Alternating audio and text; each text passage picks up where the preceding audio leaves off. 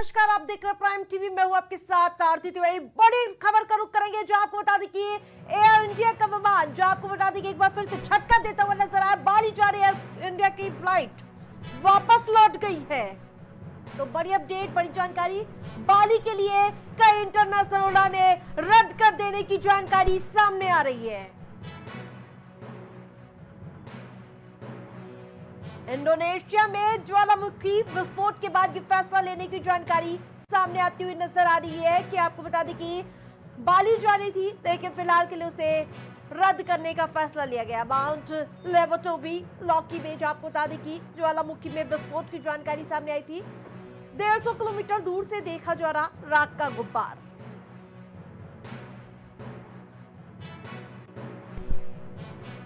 तो बाली जा रही है एयर इंडिया की फ्लाइट वापस लौट दी गई है। जो आपको बता दें कि एक के बाद एक ये फ्लाइटें उड़ान रद्द होती हुई नजर आ रही है। बाली के लिए कई इंटरनेशनल उड़ानें रद्द करने का फैसला लिया गया है। दरअसल ज्वालामुखी विस्फोट के कारण यह फैसला लिया गया है। तो इंडोनेशिया में ज्वालामुखी विस्फोट के बाद फैसला लेने की जानकारी सामने आ रही है। एयर इंडिया को तगड़ा नुकसान होता हुआ नजर आ रहा है। तो एक के बाद एक झटका लग रहा है एयर इंडिया को। 150 किलोमीटर दूर से देखा जा रहा राख का गुब्बार, जिसके बाद फैसला। तो एक और बड़ी अपडेट, अहमदाबाद से बड़ी अपडेट। विमान हादसे में अब तक 184 शवों की पहचान हो चुकी है। डीएनए के माध्यम से ये सैंपल लिया गया था। सुबह 8 बजे तक 184 शवों के डीएनए सैंपल लिए गए थे। अभी भी कई शवों की पहचान नहीं हो पाई है। तो बड़ी अपडेट, विमान हादसे में अब तक 184 शवों की पहचान हुई, लेकिन अभी कई ऐसे शव हैं जिनकी पहचान नहीं हो पाई है। सुबह 8 बजे तक 184 शव के डीएनए सैंपल मैच हो गए हैं।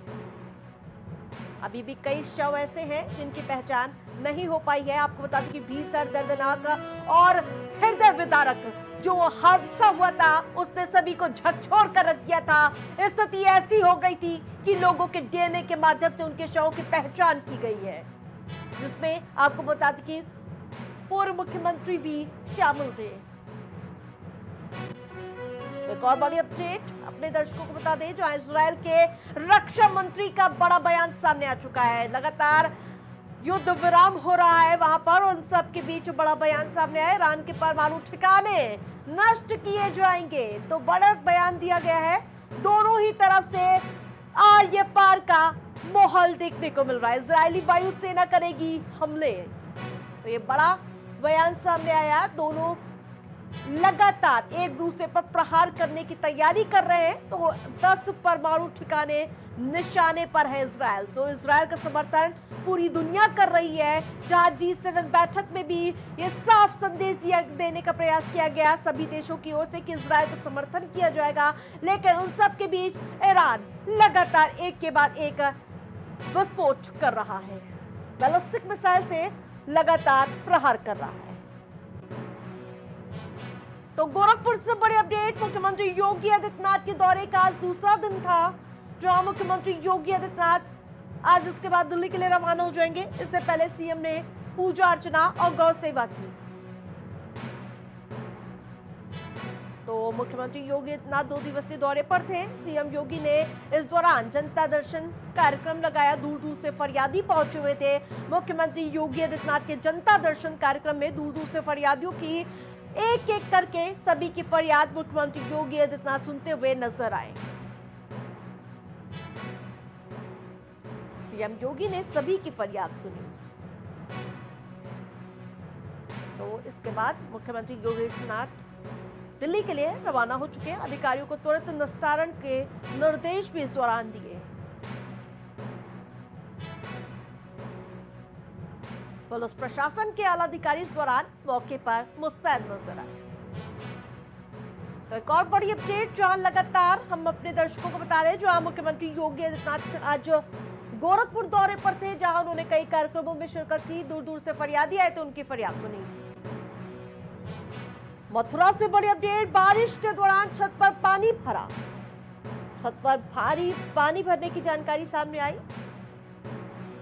पानी निकालने के दौरान बिजली गिरी।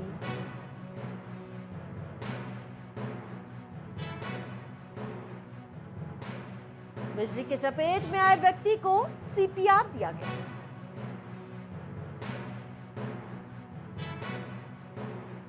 परिजनों ने छत पर जान बचाने का प्रयास किया।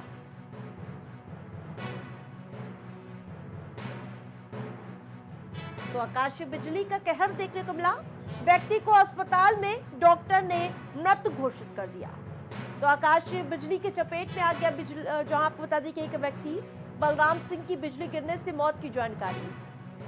तो लगातार मौसम अपना करवट रुख बदलता हुआ नजर आ रहा है। आप भी घरों से सावधानी के साथ बाहर निकले। कृष्णानगर चौकी क्षेत्र का मामला बताया जा रहा है, जहां पर आकाशीय बिजली का कहर देखने को मिला।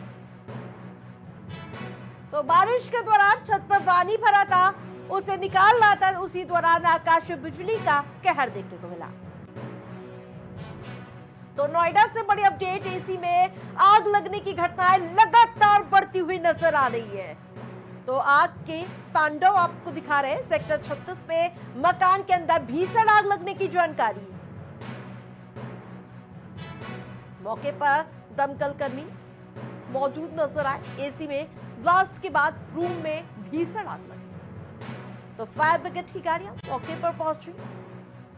दमकल विभाग ने कड़ी मशक्कत के बाद फिलहाल आग पर काबू पा लिया है। तो आग बुझा ली गई है, लेकिन जिस प्रकार से लगातार ऐसी घटनाएं लगातार सामने आती हुई नजर आ रही है। मकान के अंदर रखा सभी सामान जलकर खाक हो गया। मकान में मौजूद लोगों को सुरक्षित फिलहाल बाहर निकाल लिया गया है। तो एसी में आग लगने की ये पहली घटना नहीं है। इससे पहले कई जगह पर ऐसी घटनाएं हो चुकी हैं। लगातार ऐसी घटनाएं बढ़ती हुई नजर आ रही है। और आपको बता दें कि सेक्टर 36 में ये मामला सामने आया है, जहां मकान के अंदर भीषण आग लग गई। एसी में ब्लास्ट के बाद रूम में भीषण आग लगी। तो एक और बड़ी अपडेट, आगरा एक्सप्रेसवे पर हादसे के बाद स्वास्थ्य विभाग एक्टिव मोड में नजर आ रहा है। आगरा सीएमओ अरुण श्रीवास्तव पहुंचे सीएससी फतेहाबाद। घायलों को इलाज के लिए सभी स्टाफ का अलर्ट जारी किया गया है।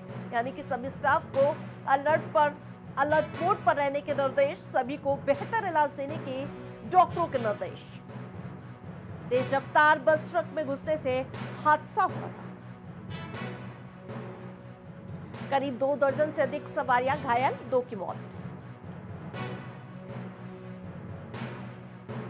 थाना फतेहाबाद क्षेत्र के लखनऊ एक्सप्रेसवे के घटना बताई जा रही है। तो आगरा एक्सप्रेसवे पर हादसे के बाद स्वास्थ्य विभाग पूरी तरह से अलर्ट मोड पर एक्टिव मोड में नजर आ रहा है, जो आगरा सीएमओ अरुण श्रीवास्तव पहुंचे सीएससी फतेहाबाद।